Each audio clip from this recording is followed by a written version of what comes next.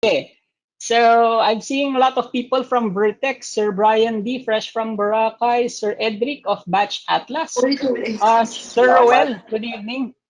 Kevin, Urich, I see my wife is here. Sir Fiel, Vener. I'm sure a lot of you guys have been wondering, anong meron sa webinar natin or what is it in this Satoshi Nakamoto talk na kailangan natin in crypto? So basically, we've invited a guest speaker. He is a good friend of mine, and actually, we just met ulit dito sa La Union nung nag-visit sila here in La Union. Sir Kevin, are you there? Yep. Introduce ko muna. Yes, yun. Good evening, good evening. Introduce ko muna sarili ko. I am FQ Farnasio. I am otherwise known in the trading community as Simona Kaiha, or in Vertex, a lot of people call me as Coach FQ. So I am personally the lead mentor of Vertex Trading, and I handle a lot of different traders na in the past. So basically, nandito tayo to enlighten everybody about what really is crypto. So, syempre hindi naman tayo ganun ka um, fundamentalist pagdating sa mga bagay-bagay. Pero everybody knows that we are a technical trader, right? And we trade things technically with using charts. Pero every person, hindi ba? Correct me if every person who wants to engage in that particular something, tama ba? We all want to get to know that something muna better before we actually engage ng maayos. Tama ba? Yes, can you type 1 if ganun din kayo, na dapat mas naiintindihan natin yung isang bagay ng maayos bago tayo biglang sabak, hindi yung pasok ng pasok. Tama? And I'm sure a lot of you guys here are traders. Tama ba? Meron ba ditong fresh trader? Can you type number 2 kung fresh ka pa? Fresh o looking fresh? Ayan, looking fresh. Uy, fresh si Sir Edric. Yeah, he's from Batch Atlas. Kevin, number 2 talaga. Paolo, hindi ka na fresh. Uy. So, okay. Okay, I'm gonna introduce our speaker. Ito lang guys, ang request ko sa lahat. Since alam naman natin na ang success ng isang webinar is nasa interaction din from all our audiences. We are around 35 right now and coming in, people are still coming in. And don't worry kasi this link or this will be recorded and I will be posting it in Vertex as well. So I have invited a good friend of mine who just visited La Union here nagkita kami here in La Union. So Sir Kevin. Sir Kevin is basically a CEO. Wow, basically, hindi dapat basically yun eh. So Sir Kevin is Chief Executive Officer of IOL Incorporated. It is a digital marketing systems development company. Okay, Kevin is currently the Chief Financial Officer of Vivita Philippines. He will explain to us what his companies do later. Okay, the first and only creative accelerator for children and young adults. Actually, natunghayan ko to, Kevin, right? Yung ginawa niyo sa Vivita. So it's like a Yes, yes. foundation. Nakakatuwa. So sa community natin, sino na nakasama sa mga rack natin before? Marami na ba nakasama sa rack? Can you type number 1 kung nakasama ka na sa mga rack natin before? Are you doing random acts of kindness? So Vivita is an institution who does good things for all the children in the Philippines. So nakakatuwa. It's a good call, di ba? He is also a chairperson of the board of Online Community Credit Cooperative. So ang dami mo namang Sir Kevin. CFO ka na, CEO ka pa, tapos chairperson ka pa. Napakagaling, Before his current roles, he worked as a CEO of One Punch Incorporated based in Baguio. It is a training and marketing firm. He remains to be part of the board of One Punch Incorporated. And do you know, guys, that our speaker tonight is also a chief, ulit na naman, no? He is also a certified public accountant or CPA. He is a registered cost accountant, a certified accounting technician, a holder of master's degree in business administration, MBA, and what's best about this na highlight sa kanya is that syempre yung gusto nating matutunan. He is also the first certified Bitcoin professional in the Philippines. Are you excited? Yes, can you type number 1 if you guys are excited for Kevin? Kasi he is the first certified Bitcoin professional in the Philippines.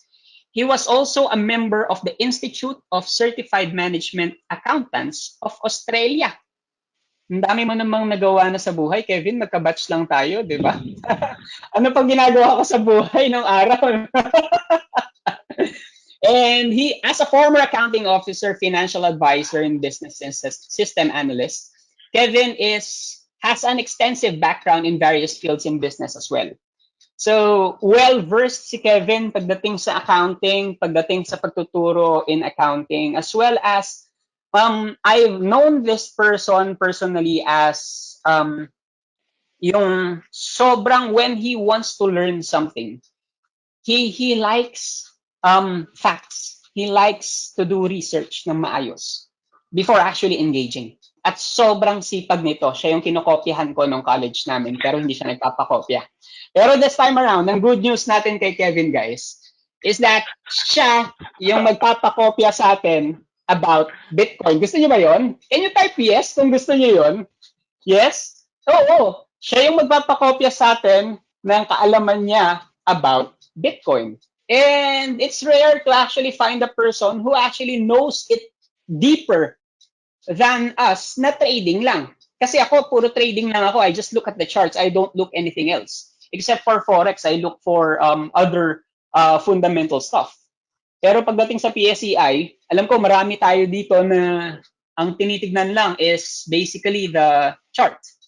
Pero si Kevin, may deeper understanding at yun yung ipapaintindi sa atin ni Kevin.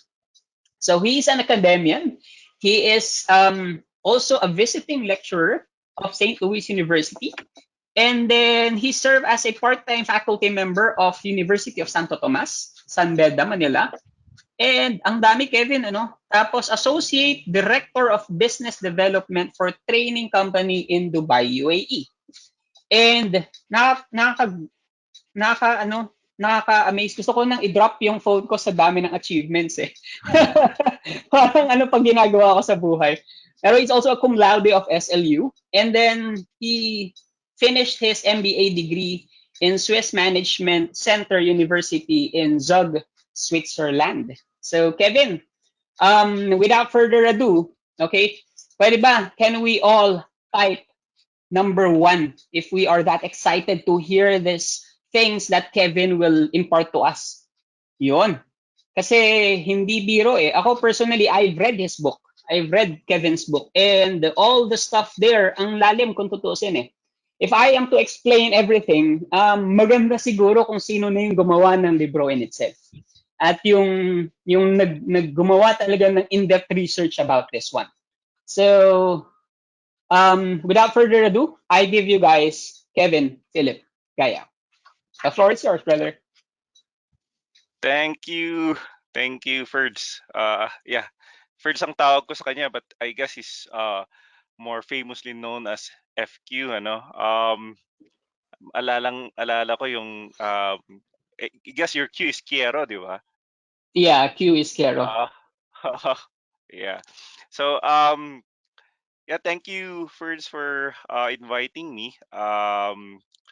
Yeah, standard parang yung binasa ni FQ kanina is more of a standard standard introduction kasi based on my CV.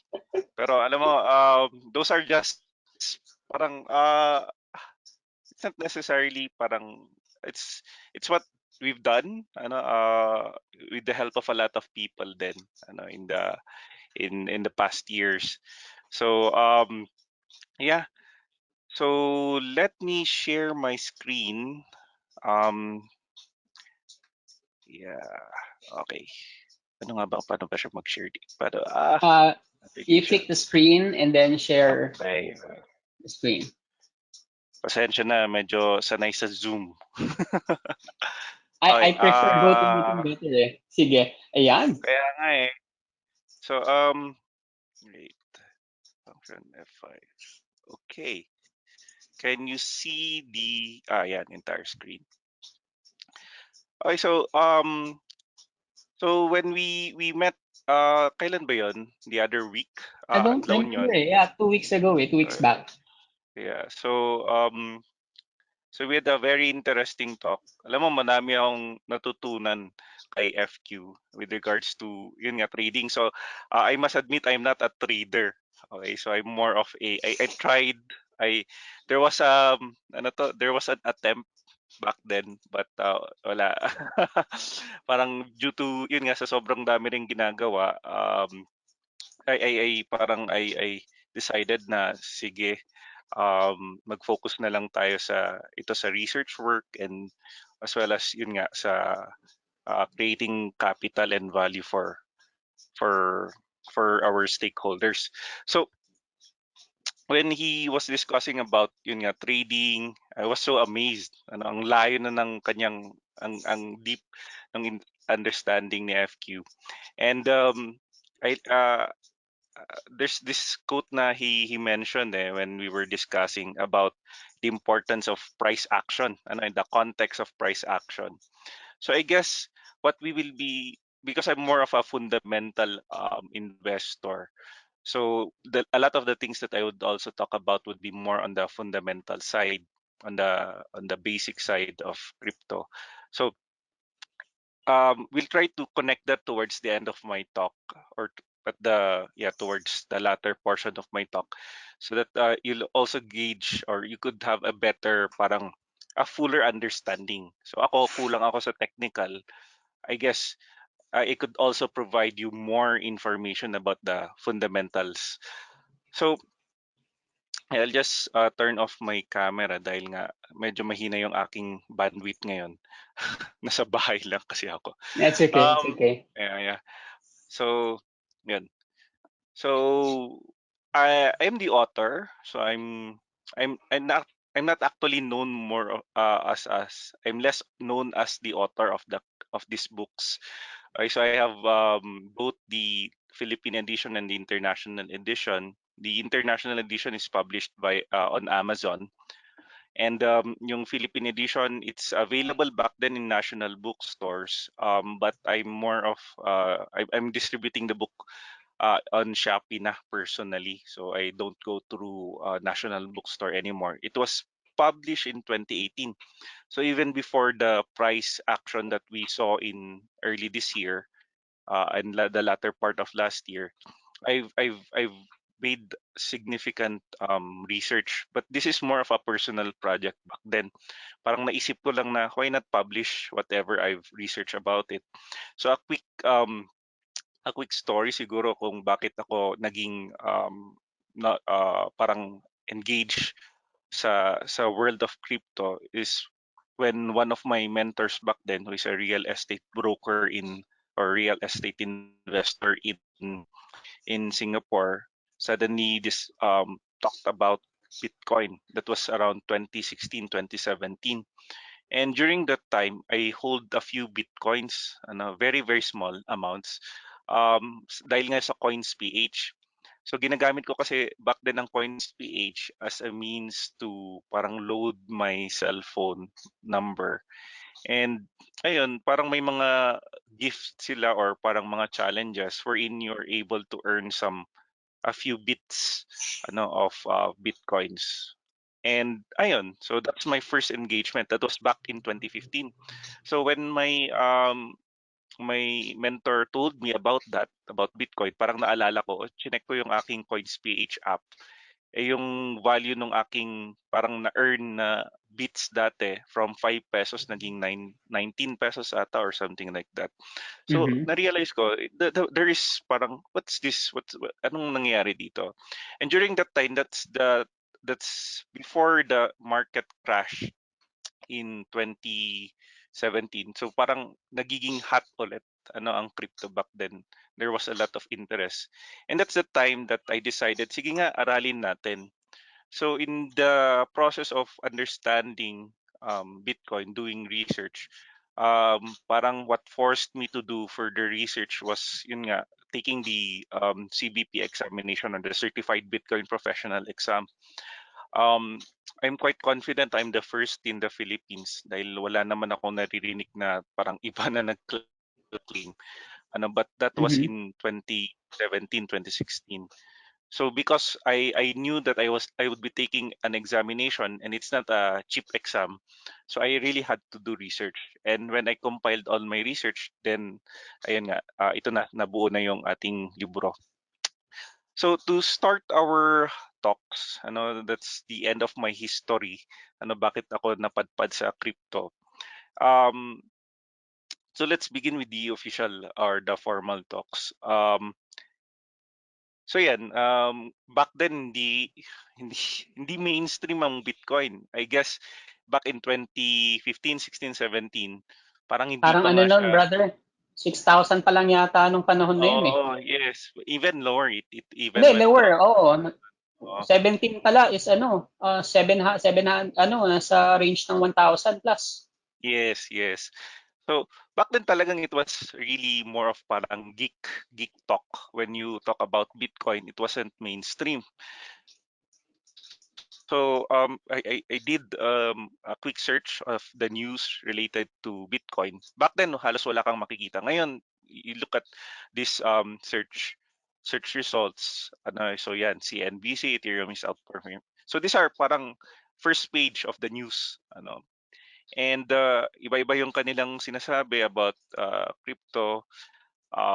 So you get a lot of these articles regarding yan, Bitcoin going mainstream, ownership of cryptos, what is Bitcoin. So now I feel na it's going really mainstream now, especially with Elon Musk doing some of his tweets, di ba, on Bitcoin. You can now buy. I guess this one is the reason why it suddenly shot up in ano ba yun? Shoot up. Shoot pala. Shoot up in 20 early this year so talagang grabe yung hype ni Elon Musk doon. So suddenly a lot of people started to talk about Bitcoin, cryptocurrency. Ayan, so yeah. So there were a lot of yan, fuzz about that. So bumagsak as you all also the trends so earlier I checked again, it went down further to parang 36,000 dollars per Bitcoin. So in Philippine pesos, yesterday it was around 1.8 and now it's around 1.7. So a significant drop. So around 5%. So um yeah, so there's a lot of hype about cryptocurrency, and if you look at the trends for the past year here in the Philippines, nakikita mo biglang up down up down. And this is also something that you could also look into if you're into yun nga, active trading of cryptocurrencies, yung trends, because kapag makikita mo, if you compare that with the charts, more or less there's some form of parang correlation between yun nga, the interest of people and also the price. So parang these are parang non-price related, 'di ba, na mga data that Mhm. or information that really somehow affects the price of Bitcoin. So so very hindi naman technical, but I'll try to be as easy to understand as possible, layman's term. But there are, I mean, Bitcoin in itself kasi is technology eh. So we cannot avoid talking about the technical parts. So a little bit a lot of vegetables that we'll talk about. So ang discussions ko usually tuloy-tuloy akong magto-talk then we'll do an open forum so that if you have any questions regarding yung mga discussions natin in the next few slides para it could be answered. So quickly, what is Bitcoin? Narinig na natin Bitcoin. Siguro we also have research about it. We found best or quickest definition about cryptocurrency. But for me, it's really more of a digital currency. Okay, so it's like our yung nasa bulsa po natin, yung pera po natin. So that's currency. That's the traditional form of currency. Then we have e-currency, which is yung nasa banks po natin, di ba? Pag nagtra-transfer tayo via InstaPay or e-wallets, those are actually e-currency, or Okay. electronic forms of currency. Then we have cryptocurrency. So cryptocurrency, ang bago doon would be the crypto, the word crypto. So crypto more of hindi po yung cryptic or other parang weird connotation, but more on this talks more about the technology or the technologies being used or and philosophy behind yung this type of currency, which is cryptography. So cryptography in layman's term, kung alam niyo yung ano yun, yung Sudoku, ayun. So that's a form of cryptography. Trying to figure out the entire picture, di ba? Yung Sudoku 1 to ano yun, 1 to 9. Yes, So that's yung a number form game. of cryptography actually. And that's one of um, the underpinnings or the underlying technology of Bitcoin. I don't want to go deeper than that dahil nga sobrang technical na if we go further. But here are some of the other definitions of Bitcoin. So it's a so it, so what provide so it's a consensus network, meaning may yes or no. So there's parang in a way there's a decision making process because nga it's an independent network. When you say network, so there are parang computers connected to this system, or to this technology. So this technology is independent, so they are not backed by any government, organization, or company. So it is the community that supports the network. So it's the community that also parang provides the power for the network. Kaya nga meron yung issue with Elon Musk recently, yung sinabi niya na he won't support Bitcoin because nga it's using a lot of electricity, and that's not parang helping the environment. So if you've seen that, ayun. So yun yung parang issue niya doon, which is now naman is being resolved apparently. But anyways, so the network, the participants provide power to the Bitcoin network. And this network enables a new payment system. And with that system, parang one of the purpose of that system is to parang enable transactions of digital money or digital currency, which is yun nga, Bitcoin. So a lot of people would talk about the underlying technology of cryptocurrency or Bitcoin as the first cryptocurrency, as blockchain. But there's actually several components to the technology behind Bitcoin. Okay, pag hindi niyo po naintindihan, okay lang po. It took me a while to understand all of this. So this is the boring part. Huwag kayong mag-alala, pupunta po tayo sa mas exciting part mamaya. um, Ayun. but so the first, so it's a decentralized network. Meaning, so right now, kung pag-iisipan po natin yung ating money, how money works right now or currency works, is that yun nga, our central bank here in the Philippines is the Bangko Sentral ng Pilipinas. They print money. And how does that piece of paper with values, with numbers, derive its value? So it derives its value from the trust that that the Philippine government will eventually honor that value or that amount. So wala na po yung tinatawag natin na gold standard. Um, so so the same is true. In the Bitcoin network. So what is the basis of the value of Bitcoin? Why would you trust it? You trust it because of the technology behind it. Okay, and the technology behind it, one of its underlying technologies, again, aside from the blockchain, would be the decentralized peer payment network. Okay? So, sino sa inyo yung gumagamit ng P2P, P2P, peer-to-peer. Yung mga torrent, okay? Oh, Torrents, 'di umamin ba? yung mga Pag nagto-torrent. Okay. So, Mhm. hindi na kasi masyado sikat ngayon yung mga torrents because we have better internet speeds. Pero ano, actually the idea behind the torrent, 'di ba yung torrent kasi, 'di ba may up at saka down, yung ano yun, seeding at saka Yeah, yung CD. another, yeah. Yung pag sinisid mo actually, you're to a certain extent contributing the power of your machine, of your laptop or your desktop to the network. So parang in a way you're allowing the P2P client, the torrent client, to access the resources and the power of your machine. That's the reason why you could Ah, share. So I ganun din thought ang I thought brother yun yung kumbaga may access siya sa unit mo yung seeding. Ngayon ko lang naman. yeah, exactly.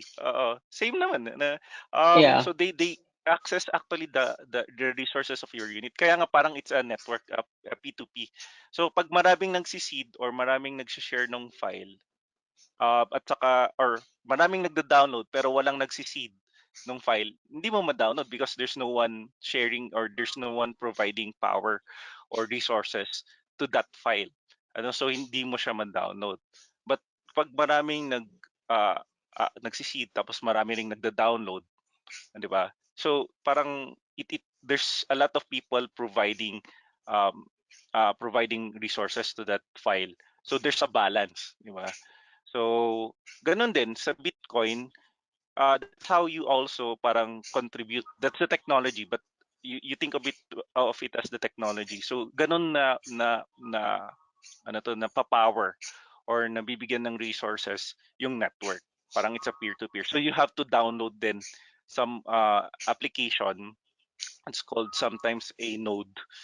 So and as a node owner, ayun nga, you're actually participating in empowering the network.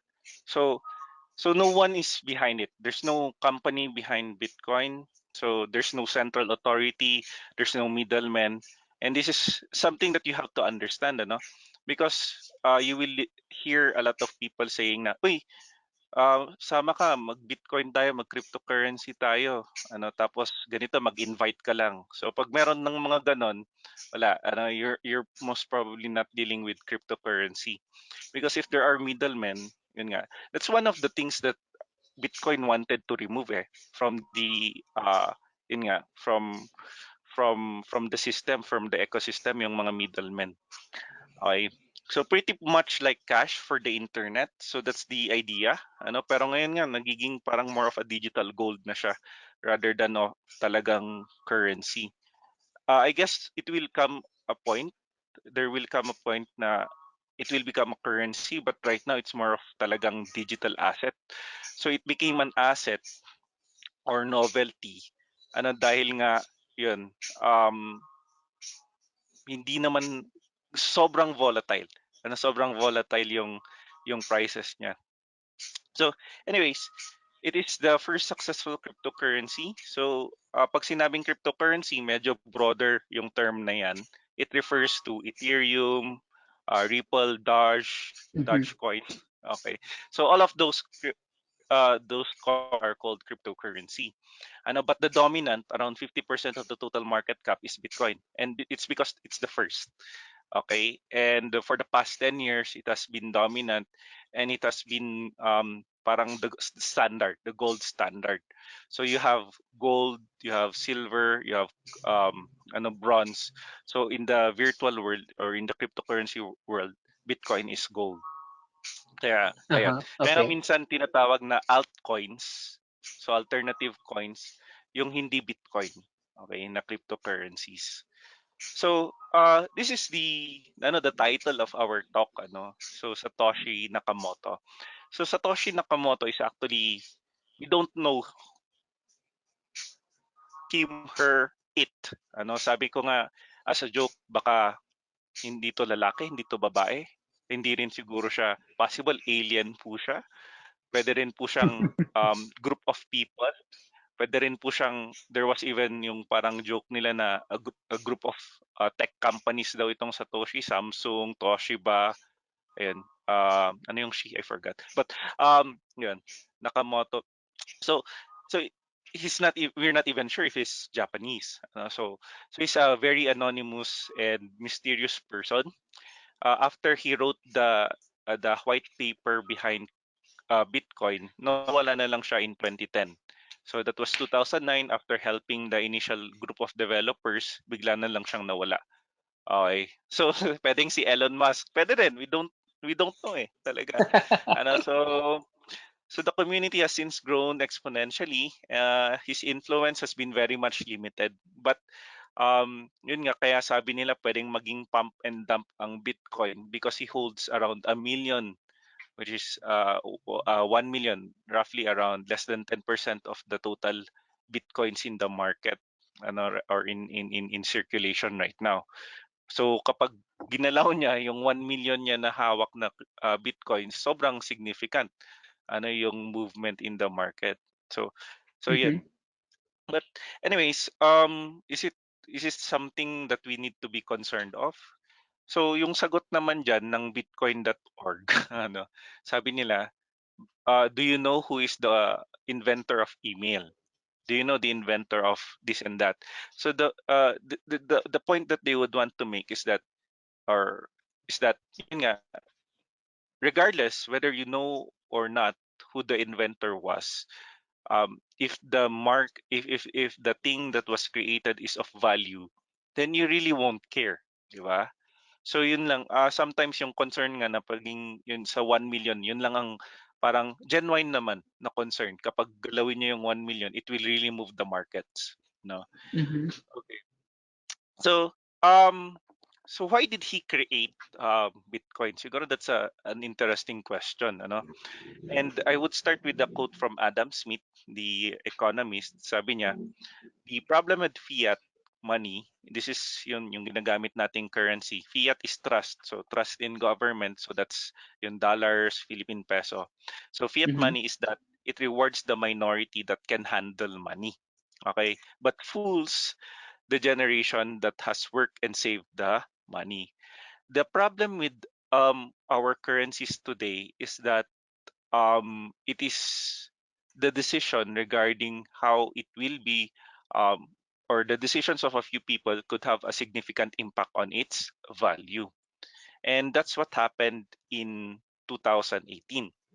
Okay, so in 2018, ayon, what happened? Ay, 2008, not 2018, that's 2008. I remember my uncle lost his job because of, yun nga, na-lay off siya because of the global economic crisis. Remember yung nagkaroon ng subprime market in the US that Yes. suddenly Sa real estate nila, right? nagbebenta pala sila. Okay. Uh-huh. Yeah, nagbebenta sila ng properties na sa mga taong hindi makapagbayad, ano, because they are but di, tapos kumukuha sila ng insurance na kapag hindi makapagbayad itong debtor, yung nag-mortgage ng house, um, insured sila. Okay?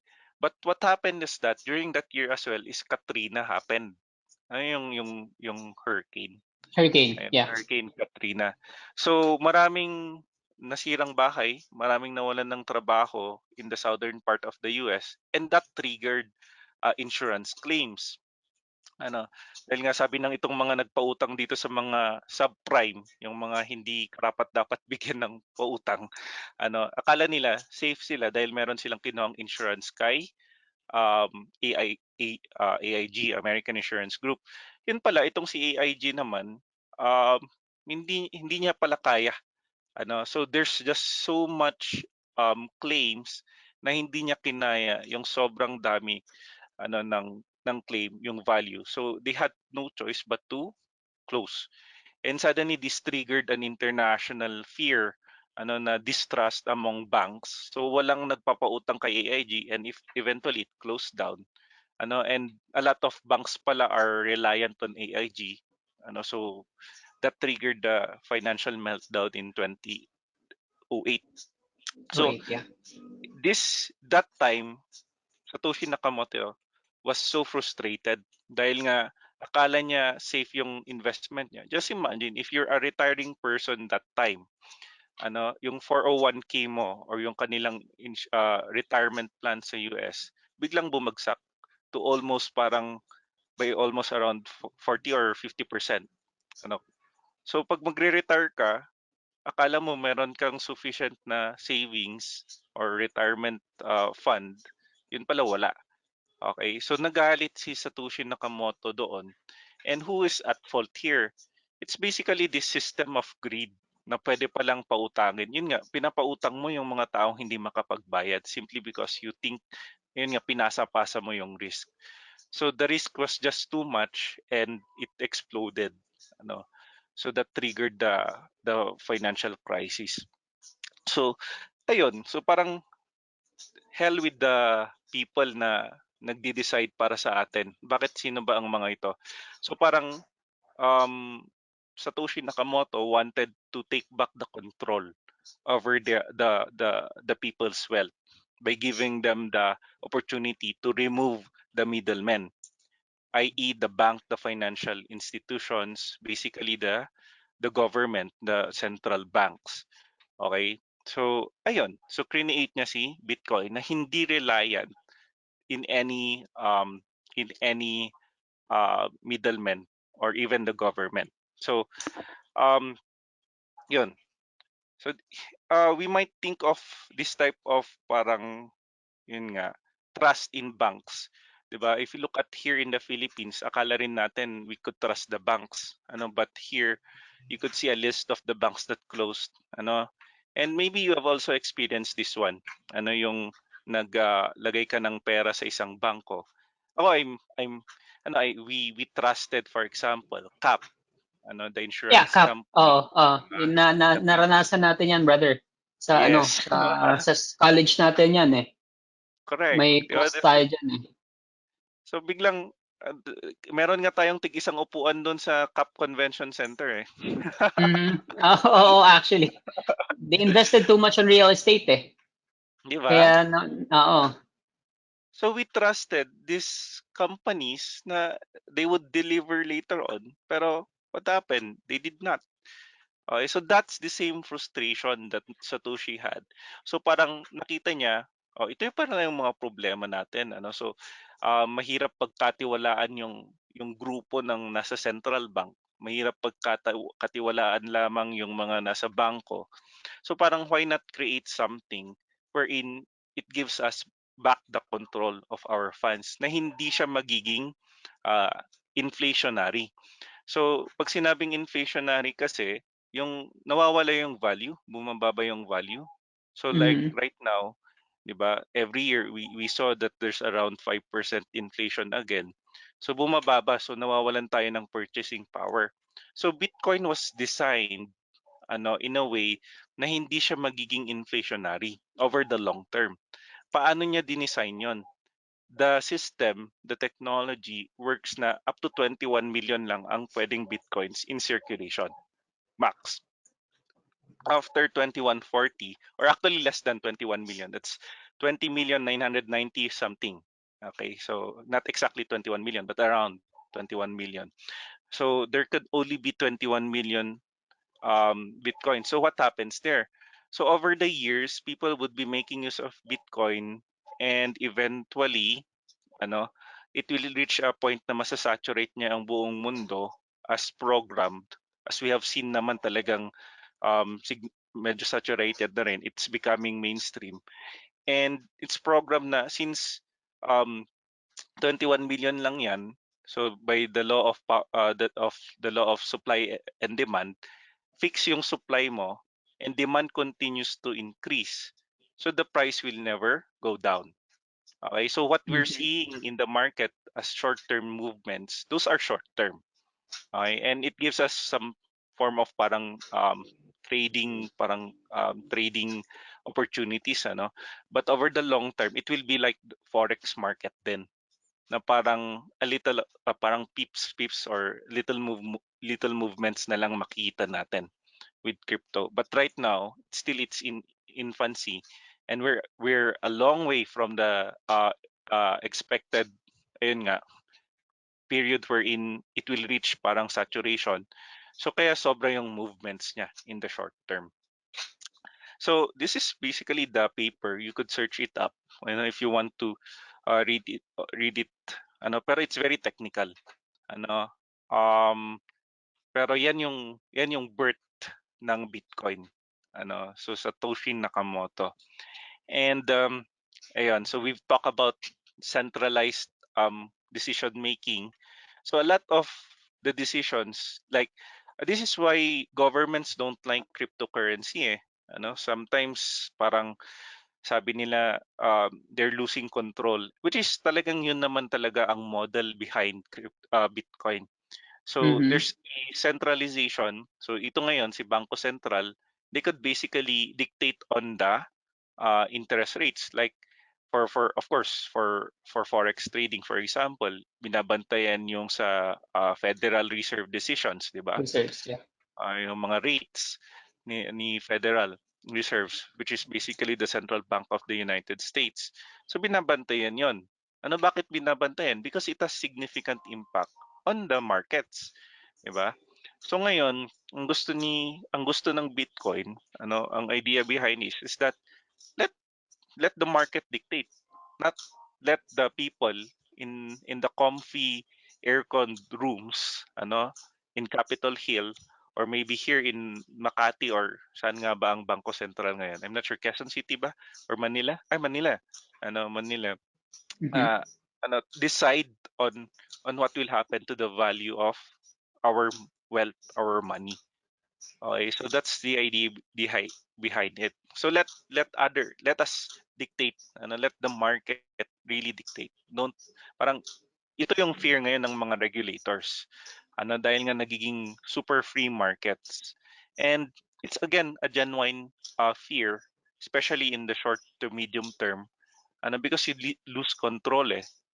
Just like in China ngayon, sobrang concerned sila because it's so easy for these Chinese billionaires to bring out their wealth out of China because of cryptocurrencies. So they're planning on. There was a time that they slightly banned Bitcoin and cryptocurrencies, but they basically failed.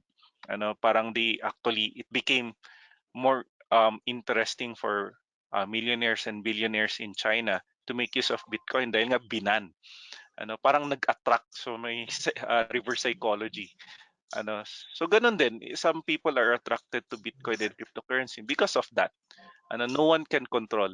So for example right now, if you're a corrupt politician, or um ano to, you're a criminal, you want to launder your funds, it could be done through cryptocurrency because So it is not Bitcoin. regulated. Yeah. Mhm. Less on the Bitcoin now dahil nga medyo to a certain extent kaya nang i-trace. So recently you've heard yung yung may hinak sila doon sa US, I forgot the company, pero na-recover ng FBI yung parang ransom, which was paid in Bitcoin, because Bitcoin now is very transparent. And ang hirap i-withdraw or i-convert to currency yung yung Bitcoin, uh, without going through parang several layers of checks. So to a certain extent, hindi na siya criminals currency. It's really open na eh. Parang it's pseudonymized. We'll talk about that later. But ayan. So walang may control ng Bitcoin. There would be some people who would tell you na it's controlled by these big Bitcoin miners. Think about miners as someone who provide resources to the network. Ano? But they're highly specialized. They are not necessarily simply nodes na nagko-connect lang. So for example, sa mga torrent, pag nag-install ka ng torrent, yun na yun, you could actually provide resource to the network. So you become a node. Pero miners are specialized. So they have this parang warehouse, their facilities that contribute power to the network. So by doing that kasi, they are rewarded with bitcoins. So this is one of their economic philosophy. This is the economic philosophy behind Bitcoin. Ayan. So anyways, so I don't want to delve deeper in mining. I should Mhm. apologize because we have very limited time, as well as it's highly complex and technical din. Baka maging rabbit hole yan. Hindi nyo na ako mapigilan sa aking mga discussion. It will become a Maybe on rant. the next. Pero alam ko may Uh, mga miners dito, Kevin eh. Yan. So yun, mining. So they provide resources. So it's okay pala. At least if you have questions, you have some of the miners. Probably not well, not Bitcoin because it's so difficult to mine Bitcoin now. Maybe other cryptocurrencies. Okay. So meron po ba? Ayan. You could chat. Most probably pwede pa siguro ang Ethereum dahil proof of stake sila or mixed proof of stake splash work. But anyways, so yun. So Bitcoin is controlled by all Bitcoin users around the world. So quickly, I'll just siguro go over this one.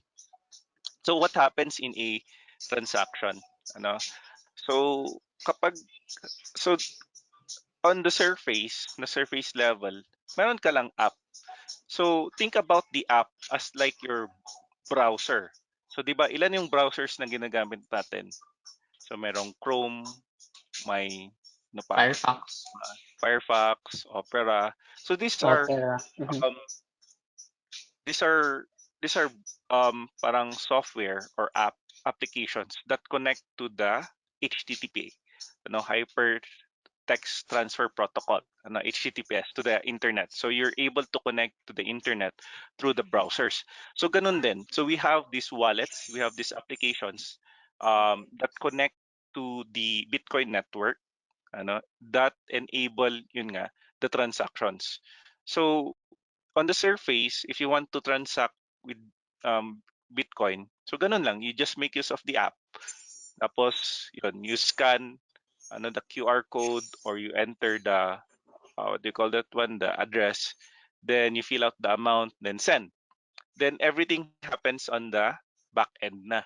So doon na nagiging involved yung mga yung mga signing of the digital signatures, and you have yung mga mining. Then so mining is one of the technical process behind it, but eventually there's some confirmation and verification, and eventually the recipient will receive the Bitcoin. So on the surface, madali lang, parang it's like GCash. Medyo a little bit medyo matagal lang because there's a lot of process involved and there's no central authority involved. But you'll be assured na kung correct lahat yung ginamit na address, etc., the recipient will receive it, the funds. So that's how basically the Bitcoin life cycle works. So you don't need to own one whole Bitcoin. You just have to, you could own, I started owning guys, parang 5 pesos lang. Most of the people that I first introduced Bitcoin to um, started with just 50 pesos. So parang you could kasi divide Bitcoin up to 0.00000001. That's 8 zeros or 7 zeros and a 1. Diba? So that's 0.00. And the smallest unit is called a Satoshi. And that's smaller than your Japanese yen. Diba? And ilan yung Japanese yen? Diba? 5? Mm-mm. limang decimal points. So sa Bitcoins, you have 8. So that's why there was this, if in the future, we could actually compute salaries and pay salaries on a per second basis. Dahil nga, this could be enabled through cryptocurrencies already. Not Bitcoin, not necessarily Bitcoin because it's already expensive. The transaction fees are expensive. But yun nga, it could be enabled in the future siguro by some other cryptocurrencies. So what are the advantages of cryptocurrencies? So you have payment freedom dahil nga you don't have to go through any middleman. You choose your own fees, may high, low, saka high, medium, low. This would be parang you're enticing kasi the miners to include your transactions into their block that they're trying to mine. So ganun. That's why there's different fees. If you choose low, baka mas matagal bago yung ibang miners would be enticed to add your transaction into the block. But it would always be included naman, regardless of the fees that you paid. So unlike the traditional kapag nagtra-transfer tayo Western Union or any other money transfer, it's a percentage, So for Bitcoin, it's fixed. So kahit 1 million pesos 'yan, if you make use of say Bitcoin, possible up to 2,000 pesos lang 'yan.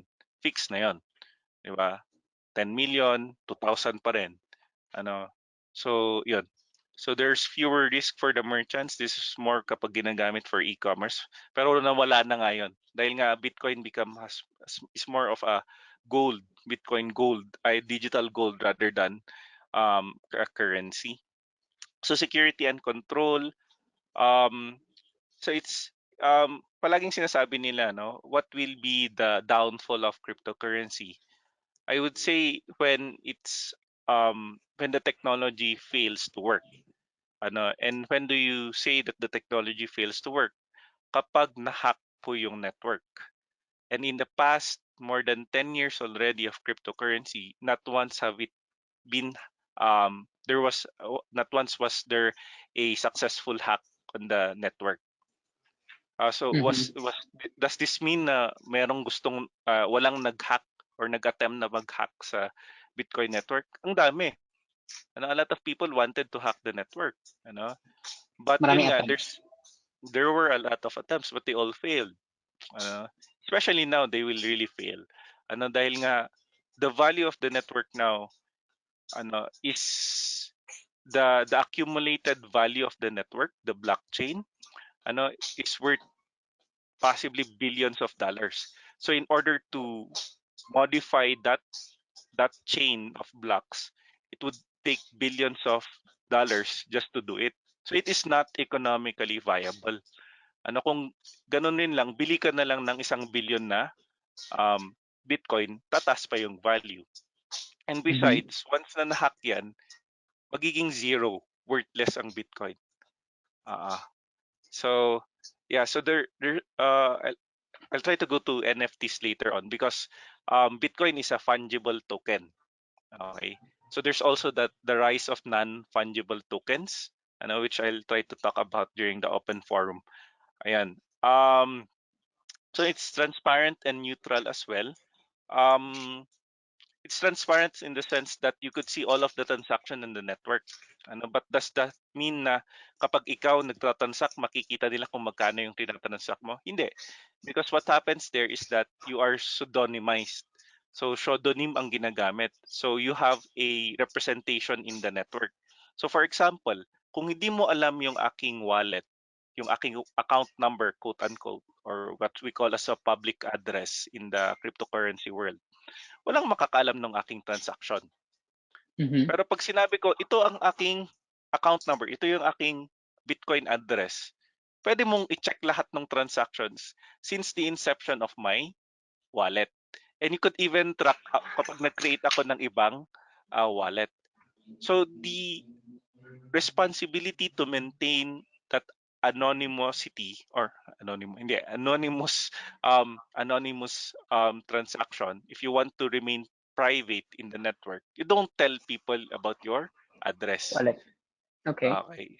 So naipasa ngayon dahil nga there's no central authority behind it, di ba? And it's also neutral. So walang government, so like the USD, di ba, versus the Chinese yuan. It's not neutral. There's always a side to it. So Bitcoin is neutral. So disadvantages. So the degree of acceptance as a currency is low.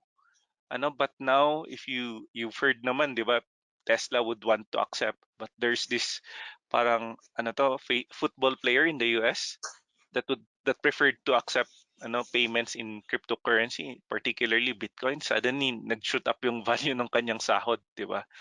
Mhm. So yeah, more and more people naman, and it's programmed that way. So far I haven't seen any significant deviation from how it was designed uh, back in 2008 and 2009 by Satoshi Nakamoto. Yun ang kagandahan niya. Parang the original intent is still there. Kung meron mang parang changes along the way, it's not significant to change the philosophy behind it. That's the amazing thing eh. Kaya nga parang si Satoshi Nakamoto parang super intelligent, is a genius basically. Ano, kaya we don't know, Elon Musk, well, possibly, but we really don't know who he is. We don't even know if Possibly. his or her, he or she ba siya, or kung buhay pa siya. Ano, we really don't know. But my guess is, personally, it's not Elon Musk. I feel na talagang based on how Satoshi Nakamoto acted back in 2008, 2009, he's a nerd who will stick to his philosophy. Okay? So until he dies, he or she or it dies. No, baka nga alien anyways. So there's ongoing development. There's definitely ongoing development. Ito yung mga minor changes along the way, like plans on how to improve the code. There were some changes, but this is more apparent, or more. This is what happens in other cryptocurrencies, and of course the volatility in the prices. Kaya nga, I remember you mentioned, FQ, na talagang na nakaka-stress. Okay, nakaka-stress. Ang Kunwari, volatility niya. Yeah. uh, so Mabilis. So yeah, so we're currently here kasi. So we're here, nasa fermentation. Well, feeling ko medyo nasa taas na tayo. But until we see a significant acceptance, we don't see parang the volatility coming to or decreasing soon. Mas volatile pa ang crypto dati, because we're seeing parang more than 50% drop in a day, or in a few days time. So right now, at least hindi naman ganun ka-significant. Kung may 50% drop man, it takes months. But yun nga. So this is one of the persons that I admire, in the crypto world. He's Andreas Antonopoulos. He wrote the book on the Internet of Money, which talks about Bitcoin. So kung gusto nyong deep dive into cryptocurrency on Bitcoin, you could read his book. Really nice. So it's not necessary. Sabi niya dito is not, Bitcoin is not unregulated. So it is regulated by algorithm instead of being regulated by government bureaucracies. So it's uncorrupted, or it's uncorruptible basically. Okay, so it's something that, yun nga, it's that cannot be influenced by a few people. So, what backs cryptocurrency, or Bitcoin? Well, it's not backed by government or any physical asset.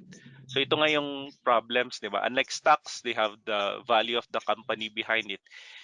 Bitcoin wala. Not wala, but it's unique. What backs Bitcoin is yung the algorithms, yun nga, the math, cryptography, and the publicly distributed network with a hash power of over 740,000 petaflops. Anong ibig sabihin nun? Roughly 256 times the 500 supercomputers combined. Okay? So dahil nga, yun nga, that's the reason why it's so difficult to hack the Bitcoin network. It's simply because of yun nga, the the price. Oh, umabot na almost 1 hour na pala ako. Last, Mhm. okay, before we ask, It's good. It's good. We're learning. we entertain. Yeah, thank you. Before, are you learning, by the way? Are you getting value? Are you getting Sorry. value, guys? Can you type number Uh, one if you're getting value from Kevin? uh, yeah. Oh, thank you. Thank you. Ayan. So, ito na yung medyo exciting part. This will connect um the what we talk about, the fundamentals, to to the price. Okay, so we'll talk about the value and how to price Bitcoin. So there are three schools of thought. In my book, I talk about these three things. So you could value Bitcoin as an asset, or as a network technology, or as a currency system, or you could do your own valuation. Okay, so how do you value Bitcoin as an asset? So sabi nila, to value Bitcoin as an asset, you have to benchmark it to a similar asset. And in this case, we could look into gold. Dahil nga comparables naman si Bitcoin to a certain degree sa gold. So it's called the digital gold for because of some reasons that we Mm-hmm. mentioned earlier. So Bitcoin, so the total market value of gold right now is around $11.2 trillion. But I guess bumaba to from 12 trillion. And I remember back then it's around 12 trillion. Ngayon nasa 11.2 na lang. I don't know why. But I guess it's continuously increasing naman, but not as a fast rate as expected. So Bitcoin's market value right now is around 668 billion. Natatawa lang ako dahil back then I started talking about the market value of Bitcoin. Sobrang baba, nasa less than 100, nasa $200 billion. That was 3 years ago. Now it's around 668 billion. So that's roughly 6% of the total market value of gold. Now, there are currently 18.7 million Bitcoins in circulation in the market, or that are available. And as I mentioned, there could only be up to 21 million. So anong mangyayari sa difference? It will be distributed over time. So through mining. So mining is the process of creating new Bitcoins. That's the only way. That's why it's called mining. It's because it's the only way to create new Bitcoins. And it will only be up to 21 million. Okay, so say Bitcoin reaches 10%. You could have your own estimates.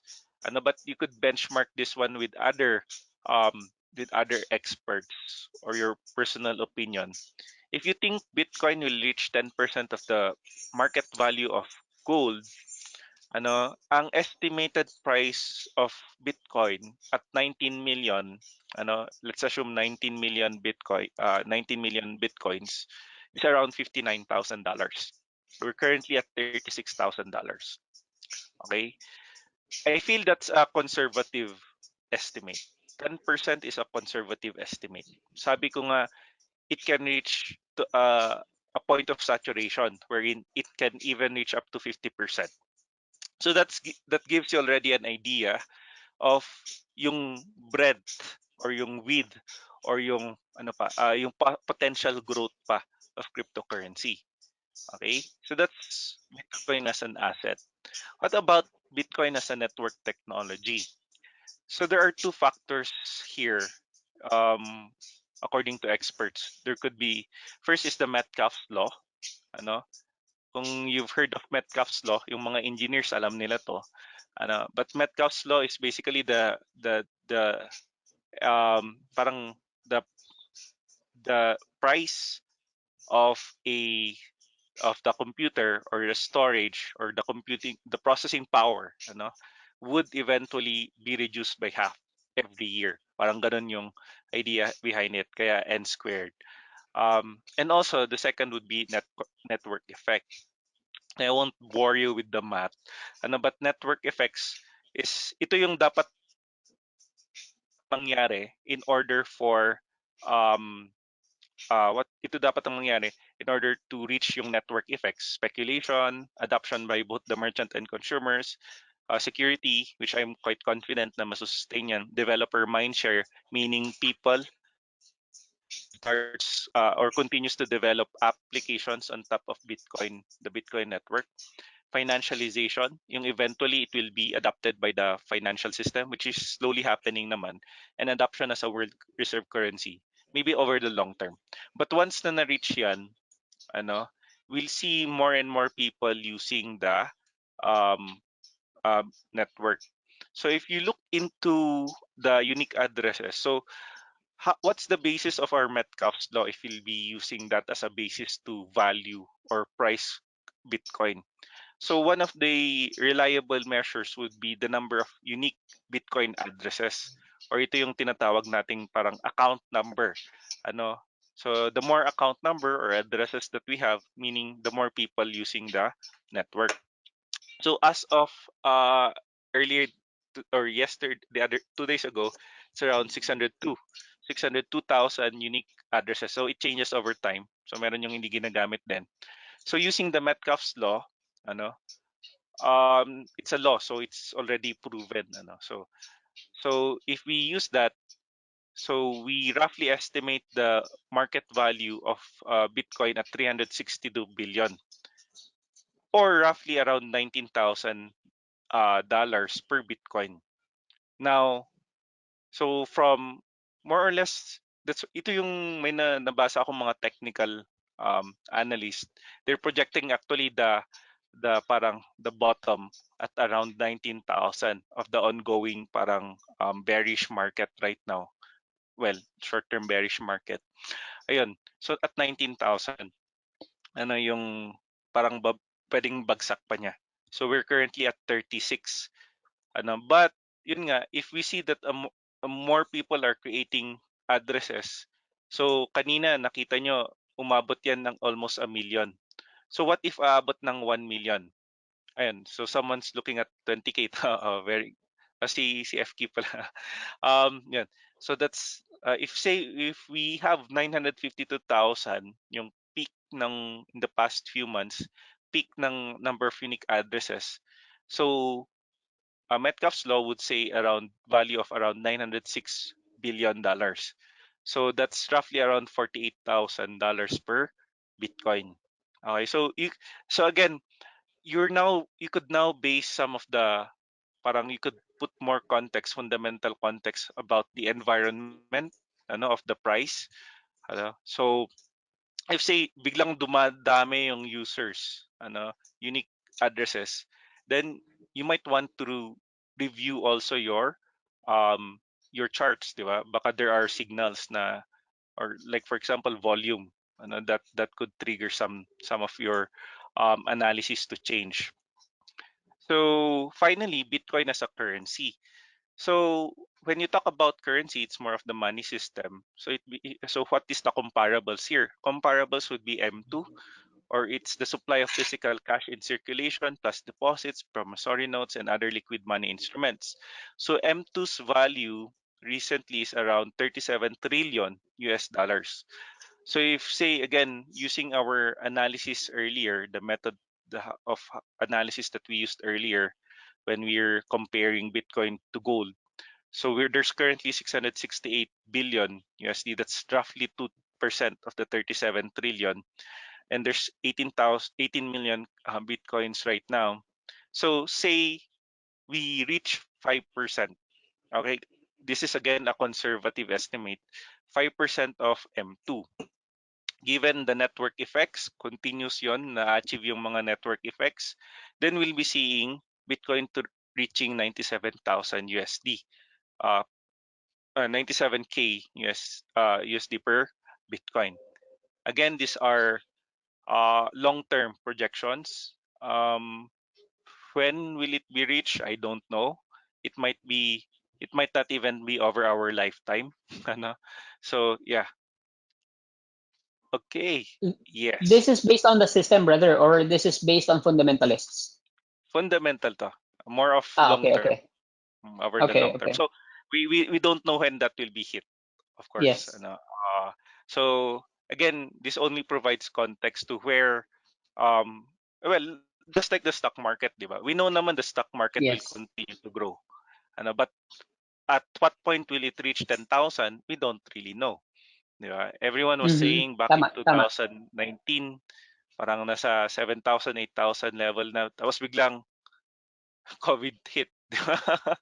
Yeah, The it pandemic gets there when it happened. gets there. Di ba? So yeah, so you have to review of course. So Uh-huh. this would answer the question whether or not the price would it continue to grow. The answer would be based on indicators that I've mentioned a while ago on these indicators, it will continue to grow, but over the long term. But the question will always be when, di ba? So so this is parang that's a lot of text. So that only is a disclaimer. Okay. So a lot of disclaimers po yan. So there's a huge possibility that babies today will no longer use fiat currency when they grow up. Will Bitcoin be the preferred network or the next of the next generation? Again, only time can tell. But well, if you look at Bill Gates, sabi nga niya, he predicted the pandemic back in 2015, ano? And maybe this could also be a reliable prediction. The future of money is digital currency. That's not a question of if, it's a question of when. And we're seeing it naman happening now. But the more interesting question to ask would be, will it be Bitcoin or cryptocurrency? That we don't know. But Mm-hmm. definitely in the future, it would be totally digital. Okay. So just some questions. Siguro I've answered some of this one. Is Bitcoin anonymous? No, it's not inherently anonymous because it's pseudonymous. Pseudonym, ano? Pseudonymous. Uh, Pseudonymous. Basta yan. So your identity in the network would be a series of numbers and letters called an address or your account number. So is Bitcoin a Ponzi scheme? Definitely no. Ano? So pag nakakarinig po kayo ng, uy, invite ka lang para mag-Bitcoin, that's most probably a Ponzi. So Yun it ang does not Ponzi. have because there's no one controlling the network, di ba? So, and yun nga, inherently naman, there's that parang underlying value behind cryptocurrency that it will continue to grow. And that would be the technology behind it. And of course, yun nga, the reliability of the network. Is it a pump and dump?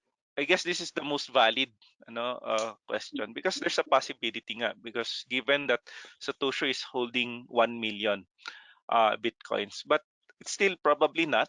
So there's no evidence of collusion between the early Bitcoin adopters because nga pump and dumps dapat yun nga may collusion dyan. From the beginning, Bitcoin has been promoted as an experiment, not an investment by developers, early adopters, and associated foundations. Um, so studies have also indicated that Satoshi hasn't really moved that 1 million Bitcoin. The Bitcoin exchange rate has recovered from every bubble. So yun lang. Be careful. There will always be a bubble in an Oh, infant market. oh, Ayan. well, parang ano, brother, yung pump and dump. A lot of people have been tagging Elon as a pump and dump eh. Since he was the one hyping Bitcoin before. Tapos biglang Yeah. nag-announce siya. Parang he was associated to it eh. Basically Yes. yung Ponzi scheme, yung sa Ponzi naman hindi siya about sa Ponzi kasi well, parang pwede siyang gamitin ng tao as Ponzi na mag-aalok pero they are to trade your money. Not ano, Yes. tapos Correct. Correct. saan di tatakbo. Yun yung Ponzi eh.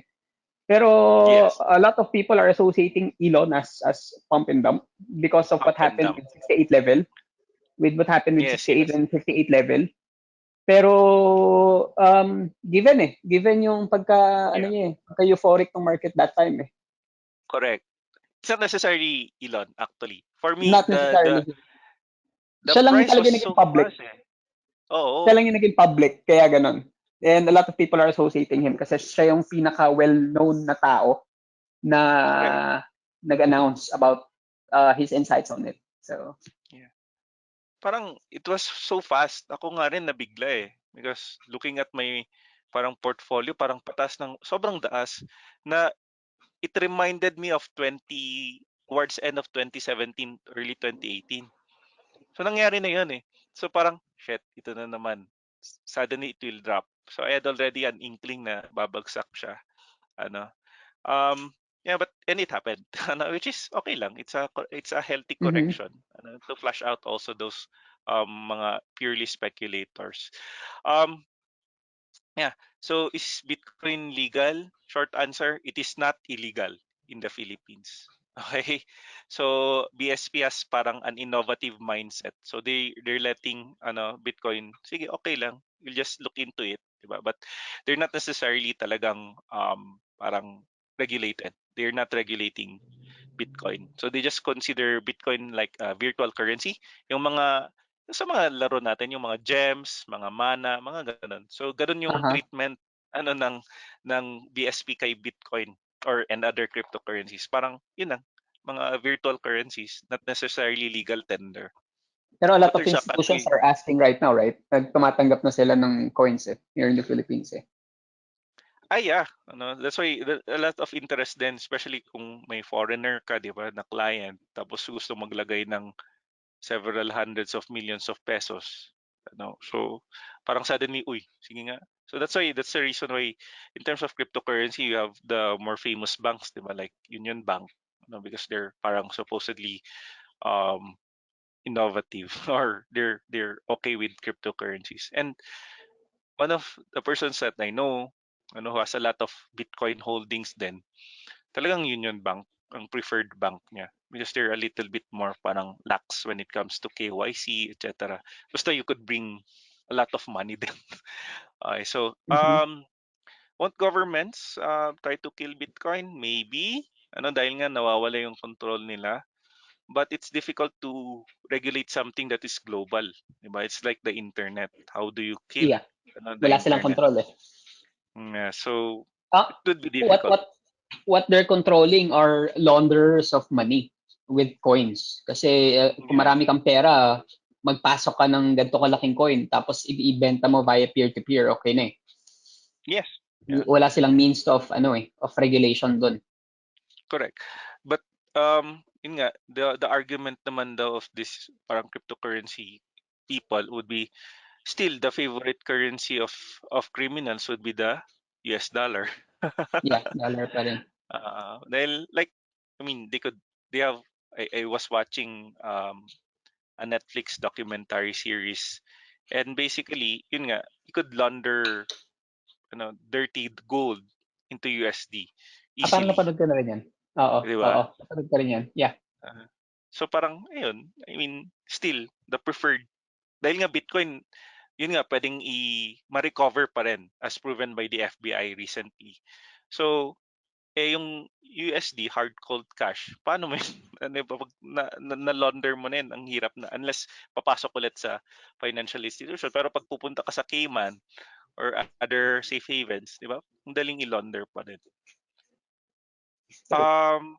Are Bitcoin earnings taxable in the Philippines? The short answer, technically it should be, but the BIR has no technical capability to monitor that.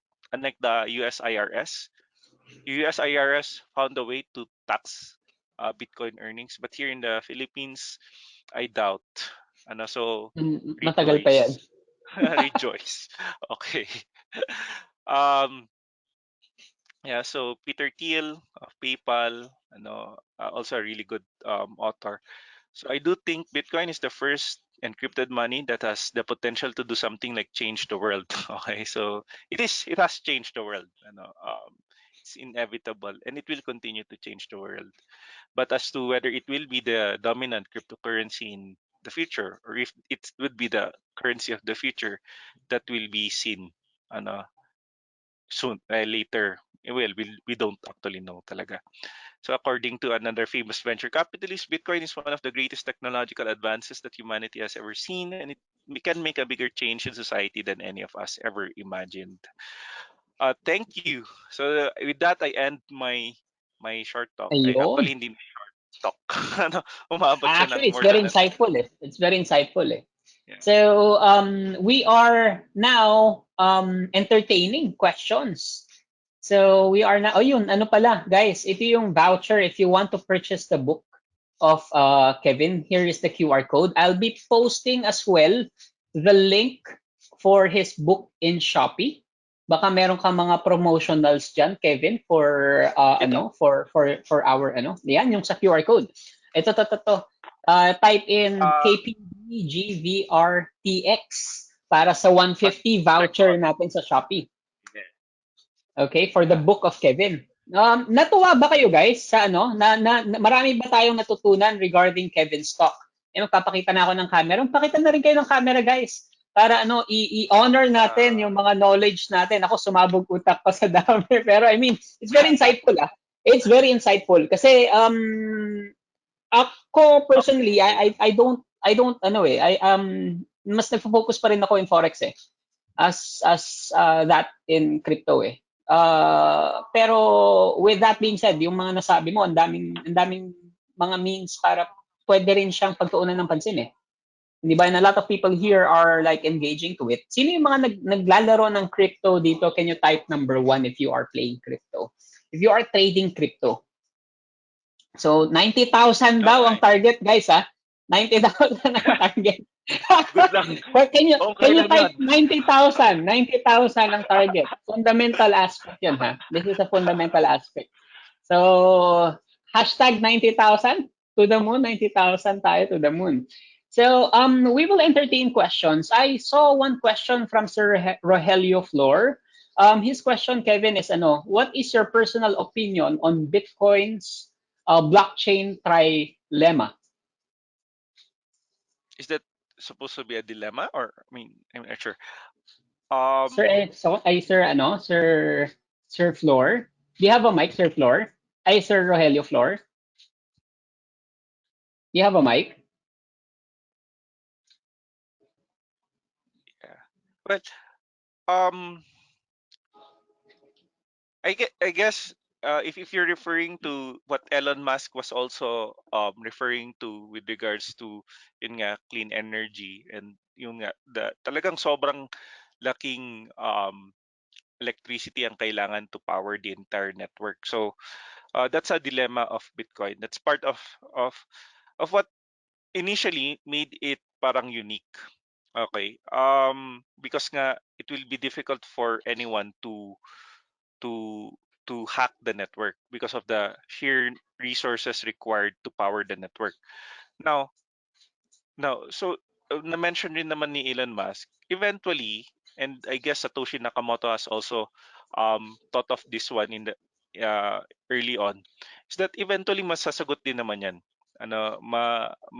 Magagawan ng paraan. And you saw that a lot of miners are parang trying to use alternative energy sources, not necessarily fossil fuels, so that they will not be contributing to the yun nga, environmental degradation, which Elon Musk apparently doesn't want. So, but anyways, if you look into what powers the Teslas, di ba, parang fossil fuel powered electricity din. So anyways, quite interesting but point of view. But it's a valid naman issue din with the Bitcoin. That's also an issue with Ethereum. There's an issue with their underlying technology. They're trying to go to proof of more of a proof of mix of proof of work and proof of stake. These are parang, if you heard proof of work and proof of stake, this is a means to reward participants in the network, particularly the miners. So yung proof of work, nagko-contribute sila ng resources. Ito yung mga sa like Bitcoin. They contribute resources that's energy intensive. Naman sa proof of stake, kung magkano yung naho-hold mo, so this is your typical, you have a capital and you don't move your capital, you are rewarded, like your interest, parang ganun. So yun yung proof of stake naman. That's a little bit cheaper and that's more environmentally friendly, yung proof of stake. As to whether or not Bitcoin would eventually go for proof of stake or an alternative means to reward the miners, well, we'll see. Time will tell. Okay, Kevin, there's another question from Bejops. So, what is your opinion on shitcoins, SafeMoon, etc.? They're shit. I mean, they're really designed as pump and dump, di ba? So, okay.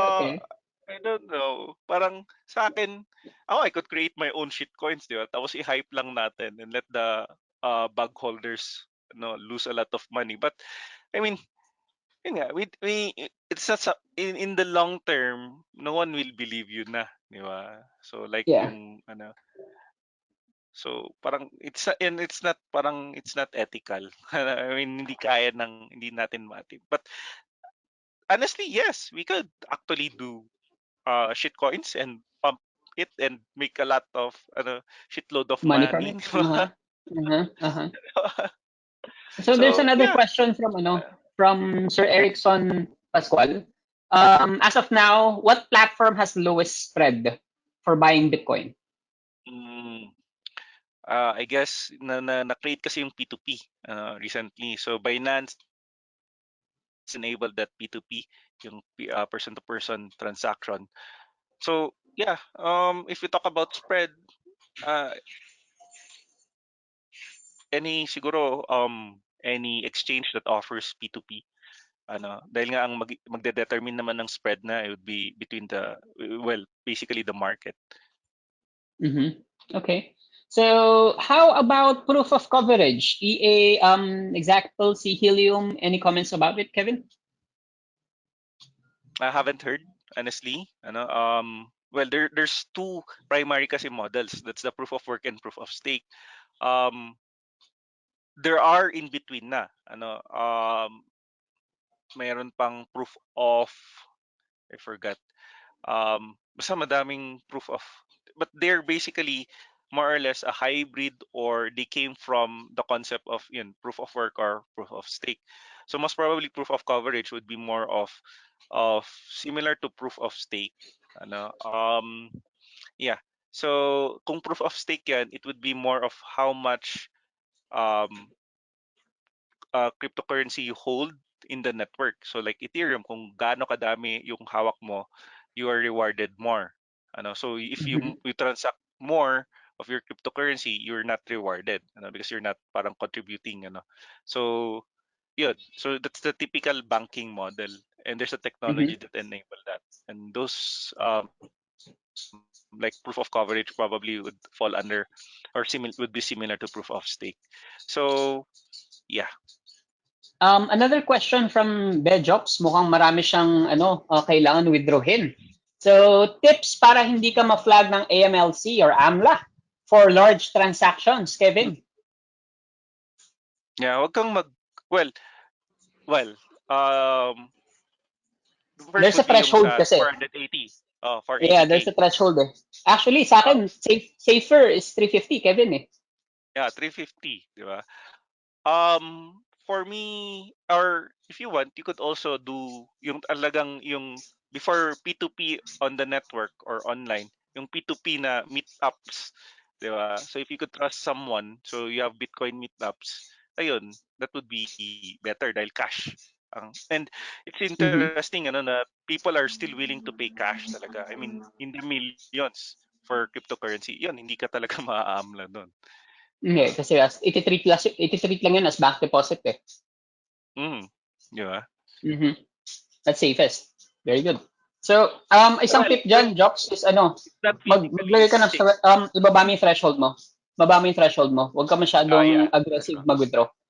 Huwag kang masyadong aggressive mag-wire ng money. So, another question from Jello.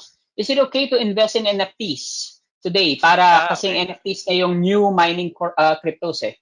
So, non-fungible tokens. Non-fungible tokens. This is interesting because most of the cryptocurrencies, itong mga currency, are actually fungible tokens, meaning one Bitcoin is equivalent to one Bitcoin. But in NFT, one NFT is not the same as any other NFT. So it's more of a novelty talaga. And even some people is saying this is quite an interesting model then, which is one of we're now seeing. Back then kasi pinag-uusapan namin virtual real estate. So virtual real estate gumagamit ng NFT. Ginagawa na yan 3 years ago, but not a lot of hype. Ngayon lang nagkaka-hype nung nakita nila na parang mukhang it's a viable model to protect your digital assets. So yan yung mga digital art, etc. Mostly digital arts, or mga digital mga items online. And yeah, it creates value because there's demand. So this is more driven by not necessarily by but it's more of novelty talaga. Kung ano yung on the point, parang beauty is in the eyes of the beholder. It's like Okay. more of It's like an art. It's like an art talagang talaga. artwork Basically, it's a talaga. digital art eh. It's a Yes. digital art eh. So that's the problem before. It's easily replicable. Ano, Uh-huh. madaling mag-copy paste online. But with NFT now, with the technology, blockchain technology that enables NFT, it would be really difficult now ano Okay. to make copy paste. So that's one of the actual parang case use cases of cryptocurrency that we've been talking about back then. Dati pa naming Uh-huh. naisip 'yon.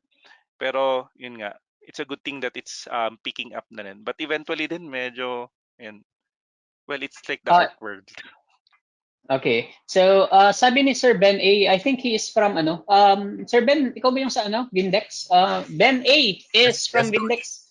So, ang question niya, piggyback lang din daw siya. So, nagpipiggyback lang daw siya. On the question on NFTs, not sure if na-address na totally, how sustainable are these considering na yung Mhm. applications built on top of technologies, say for example, yung mga NFT games, where you can actually earn crypto. So how ano daw siya? How sustainable are these? Yun yung challenge sa NFTs. So they're non-fungible. They were designed to be not the same with other tokens, 'di ba, or coins. So hindi madaling i-offer sila sa exchanges. So liquidity is difficult din, ano. So you need to find buyers for your NFTs. Okay, so like pieces of artworks then. So the value over time would also increase if there are buyers, but it will also be worthless if there are no buyers or no No more buyers interest. pag walang demand. No So interest. so yun, that's the challenge with NFTs right now. You need to have, well, it's hype, but So it's a 50-50 maybe case. yeah, maybe even 1%, only 1% of all parang digital assets or NFTs really would be valuable over the long term. Mhm. Ang Just like question ni Sir cryptocurrency. G. Salazar, as a trader, sustainable ba ang USDT as a pair ng trading BTC since yun ang parang cash position natin? So, kailangan mo kasi ng USDT to cash in on some platform. Tao lang din ba ang gumagawa ng USDT? Tether, Kevin? Yeah. So they're also, well, they also have a blockchain, ano. But these are parang ano to, mga asset backed cryptocurrencies, meaning say for example, there's if you they created so there's a company behind it. Ano, there's an organization behind it. So it's not necessarily really driven by the network. So that's they're well, in a way they're not the traditional cryptocurrencies na talagang fully decentralized, etc. They are hybrid. So yeah, so they make use of blockchain, but they're not really necessarily they're not necessarily fully independent. So yeah, yes, tao rin lang gumawa ng Tether. So, sustainable ba siya? In a way, kung tao lang din ang gumawa, ang it nag-handle. go, it goes back to the question of trust eh. Ano, so do you trust the organization that handles it? Ano, Mhm. given USDT's, there was a time na talagang question yan. The integrity of Okay. USDT was really questioned dahil nga um, it is not faithful to how cryptocurrency was first created. So there were a lot of issues with that. But right now, ano, parang 3 years, 4 years after, parang it's accepted naman na. So there's some degree of acceptance. And maybe over the long term, it will be accepted. So this is like USDT is like the idea behind Facebook's Libra, if you heard of it. Okay. Now it's called DM. Yun yung parang cryptocurrency backed by, or originally backed by Facebook and its cohorts. Pero yeah, so yun, do you trust Facebook? Parang ganun lang ang tanong din. So the idea there is that Facebook and their group will be managing assets that backs the value of Libra back then. Now it's DM. Ano, so yun yung concept behind it. So ganun din ng USDT. Ano, so parang Okay. there's an organization that manages that backs the USDT. Okay. So, siguro few questions na lang tayo, guys. Cardano, Ethereum, same as Bitcoin ba siya? Sir Kevin? Different. So Ethereum is more of it's really, so ang idea behind Bitcoin is really a currency. So Ethereum naman, the aim there is to provide parang a system where developers basically make use of the Ethereum network to develop applications, not necessarily currency related. So this could be different types, you know. So it's a resource sharing platform, and if you share your resources, you are rewarded ethers. Ano? So Mm-hmm. ethers is the currency for the Ethereum network. So it can be used for currency like Bitcoin, but it's much more expansive. That's the reason why yung gumawa Mas si ano? Vitalik Buterin, the youngest billionaire now in the world. Okay, Aha. is really intelligent. Is also a genius, for thinking about that, for being able to develop that. The same is for Cardano. Cardano is something like that then, like Ethereum then, I guess, but cheaper. Ano. Okay. So, next question. So, sabi pala ni Jello, so may possibility din pala na mag-alas shitcoins ang NFTs. Yes, di ba? Kasi pwede mag-zero ang Yes, price kasi yes, walang demand. yes, yes. Definitely yes. Yes, Definitely yes. yes. So, any more questions? Okay, I saw last one question siguro, last few questions with Tito Pao. Comments on PI network, Kevin, kasi pwede ka mag-mine ng PI using your phone eh. Yeah, I haven't given it much thought, yung PI network. I didn't do my research, so my knowledge about it would be very limited. But yun nga, Mhm. is it possible to mine using mobile devices? Well, if they have the technology behind it, maybe. Yeah, but yun nga, there was this network similar to Pi network before. I forgot the name because yun nga namatay. So namatay. Mhm. So it was, yun nga, it died eventually.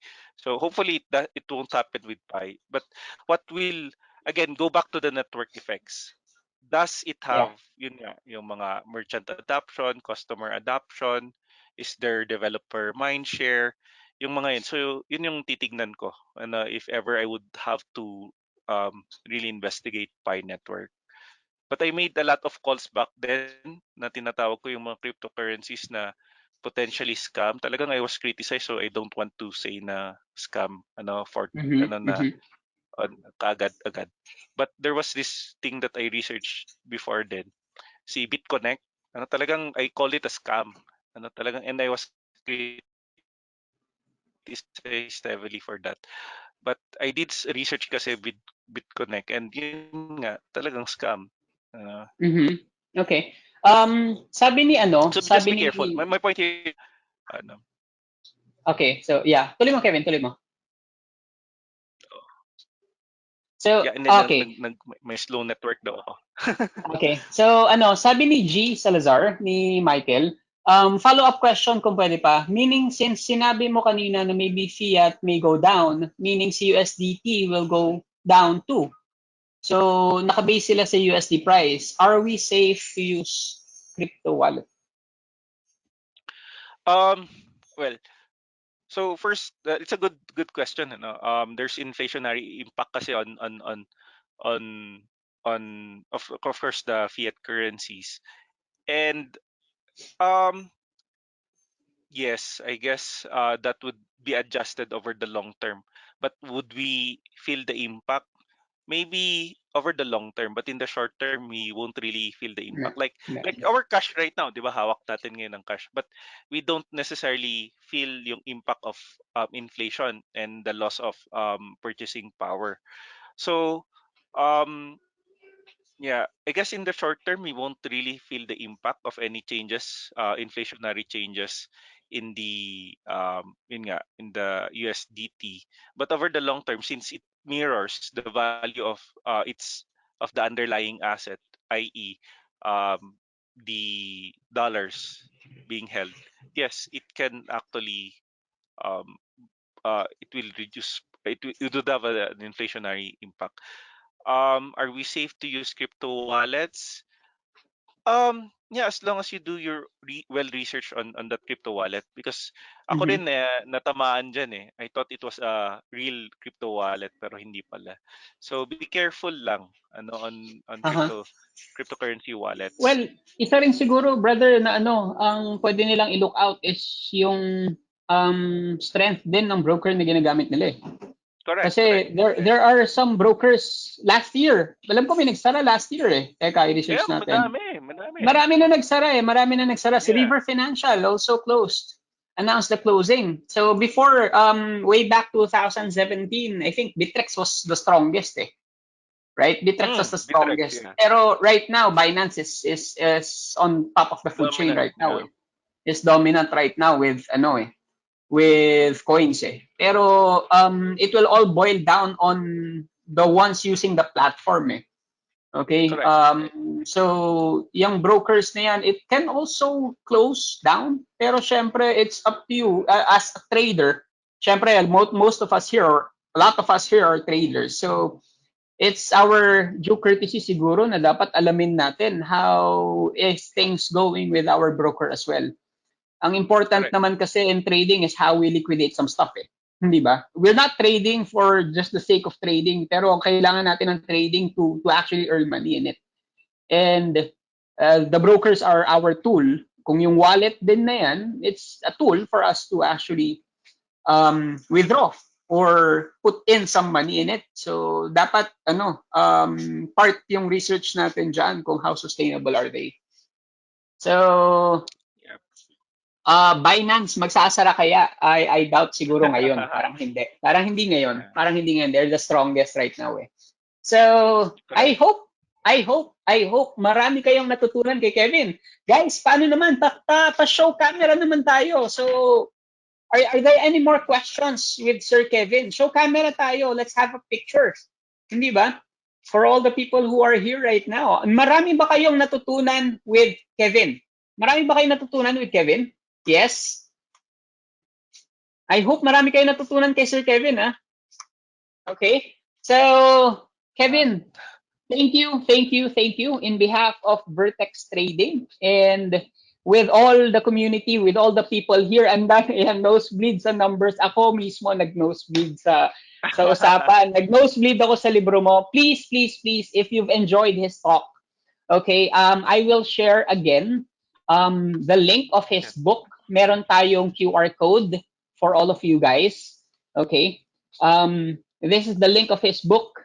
You can easily purchase it in Shopee. You can use his QR code na sinabi niya kanina. And I will also share the QR code to you guys para at least magkaroon kayo ng copy. The book is really good. The book is really insightful. So, I hope marami tayong natutunan. Okay? And Kevin, thank you for gracing us with all your knowledge. Okay? At Thank you for nakakatuwa. allowing me to talk to your Oh, community then. yes. So, actually, ganyan tayo eh. Pagka ako, kausap ako ng mga estudyante ko about trading, dire-diretso lang din eh. Pag ikaw kausap ko about crypto, dire-diretso lang din eh. So, very good, Kevin. And nakakatuwa. I've seen your developments. I've seen how you do things. And you really are, you really are the man. Okay, so thank you Thanks. everyone in behalf of Vertex Trading, in behalf of Sir Kevin. Can you please say thank you right now to Sir Kevin? Say thank you Thank you, tayo. sir. Thank you, Sir Kevin. Marami tayong Thank you, natutunan. sir. Ayun. Thank you din. Marami tayong natutunan kay Kevin. And I hope you like our webinar series right now. Marami pa tayong parating na webinar series. I'm thinking to put this on public most of the time right now kasi marami tayo mga guest speakers na kinakausap. Looking forward if sa mga next talks ni Kevin. I'm sure marami pa siyang ibabagsak. Kevin, katiting pa lang yun, di ba, brother? Katiting pa Yeah, lang yun, di ba? typically it takes me 3 days. Oh, Yung back then in 2018 nung medyo bata-bata pa ako tapos marami pa akong energy to talk. Yeah, it takes me 3 days. parang ang tanda na natin, Kevin, ah. Mga Oo nga bata-bata. eh. Magkaedad lang tayo, eh. So, Mas 3 matanda ka days. ngayon eh. Oy, grabe ka, hindi. So, 3 days, guys, ha? Gusto niyo ba may part 2? Yes? Can you type part 2 naman dyan? Part 2 naman dyan. Di ba? So, It was very, very insightful, Kevin. Thank you very much in behalf of Vertex, in behalf of everyone who's here right now. You're the man, Kevin, and I'll see you guys in Vertex again. Okay? Thank you very much, guys. Happy, Thank happy you. weekend. Kevin, I'll Bye call you bye. after. Bye, Sure, guys. sure. Bye bye.